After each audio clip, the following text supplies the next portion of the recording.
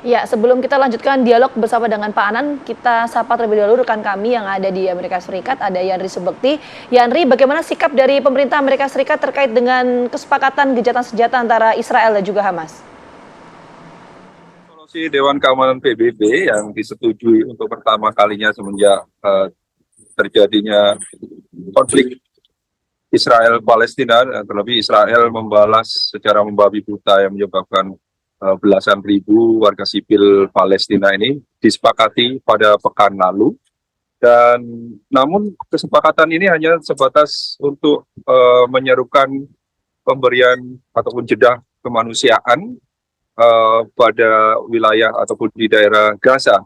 Dan tentunya Amerika Serikat, terlebih Presiden Joe Biden ini memang sejak beberapa pekan terakhir ini menyerukan kepada Israel untuk memberikan kesempatan kepada negara-negara lain untuk memberikan bantuan ataupun jeda kemanusiaan kepada warga Palestina, terutama di kawasan jalur Gaza. Tentunya ini sangat disambut baik sekali dan diharapkan dalam tempo jeda kemanusiaan dalam beberapa hari ini nanti akan merubah ataupun ada dampak positif sehingga serangan ataupun gempuran Israel terhadap Hamas ini ataupun konflik antara Israel dengan Hamas ini bisa berakhir. Namun demikian nanti kita lihat perkembangan beberapa hari ke depan, dan Dewan Keamanan PBB nantinya juga akan mengevaluasi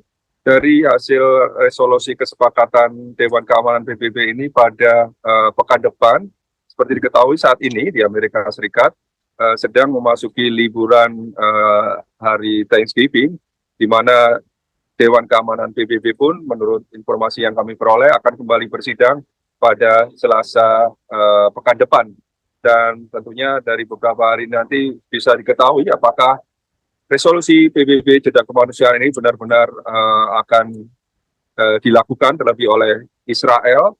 Dan tentunya nanti dalam pertemuan yang akan dijadwalkan pada hari Selasa nanti bisa kembali dievaluasi, dan tentunya negara-negara Dewan Keamanan PBB tentunya akan mengambil sikap ataupun mengevaluasi, akan mengambil tindakan lebih lanjut. Dan tentunya sekali lagi pemerintah Amerika Serikat sangat senang dengan diberlakukannya jeda kemanusiaan dan sudah disepakatinya dan juga telah dilepaskannya beberapa tawanan warga Amerika dan Israel oleh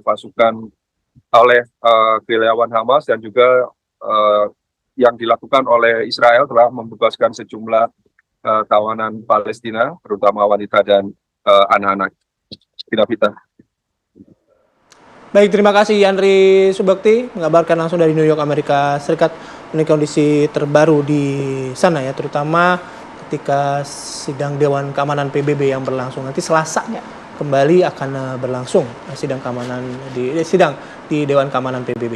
Oke, kita lanjut kembali perbincangan dengan Pak Anan. Pak Anan, kalau kita bicara lagi tadi soal pertukaran tahanan gitu ya.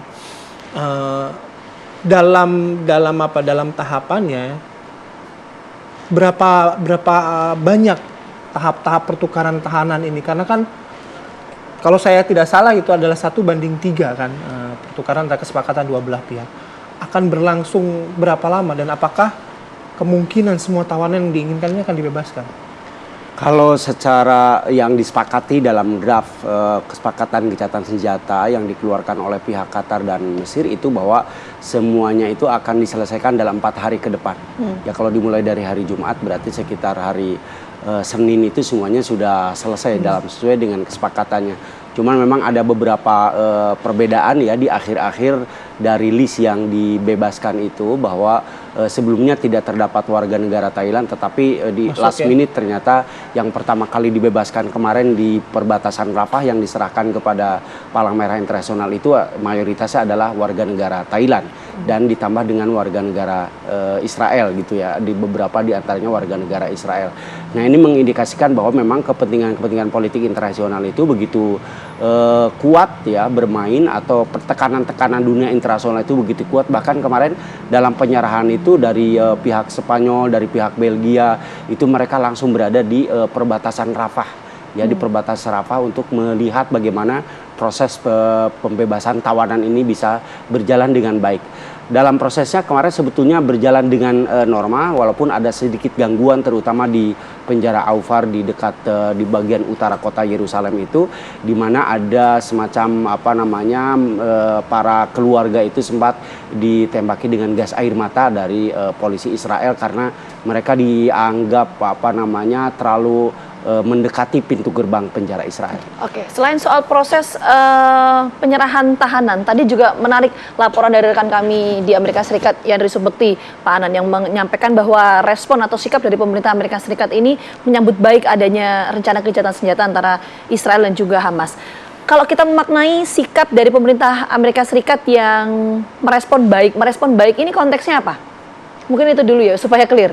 Iya, merespon baik itu dalam artian kita tahu bahwa mungkin berita-berita ini tidak terlalu tersebar keluar gitu ya, bahwa logistik perang Israel juga dalam tanda kutip itu sudah kritis gitu, sudah kekurangan logistik, sehingga logistik senjata yang dimiliki oleh Amerika, cadangan-cadangan senjata militer yang ada di Eropa itu dari Jerman terutama itu menggunakan pesawat militer sudah dikirim ke Bandara Ben Gurion di Israel.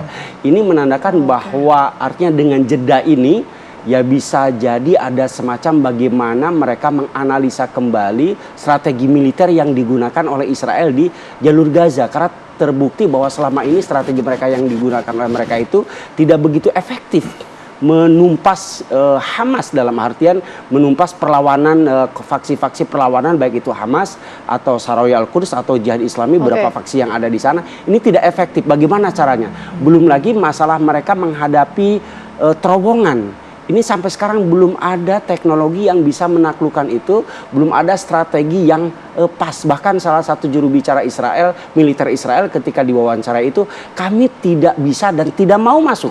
Karena itu kejadian sebelumnya ketika tentara Israel masuk ke terowongan, ternyata begitu dibuka pintunya itu sudah siap bahan peledak. Dia mengakibatkan hampir 4 orang tentara Israel menjadi korban ketika mereka masuk kepada terowongan itu. Maka mereka sedang menganalisa atau membicarakan lebih detail ini bagaimana cara mengatasi perang kota, karena perang kota tidak semudah dengan serangan udara atau serangan laut atau memakai tank. Yang lebih mengkhawatirkan lagi adalah teknologi yang dimiliki oleh Hamas.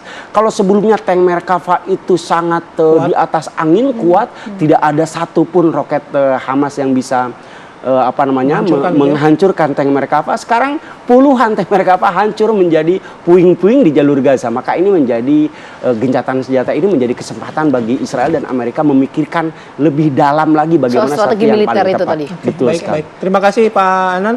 Kami juga terus akan memantau ya proses gencatan senjata dan pertukaran tawanan ini, dan apakah juga ada skenario di belakang itu yang tadi disampaikan Pak Anan. Pak Anan, terima kasih sekali lagi.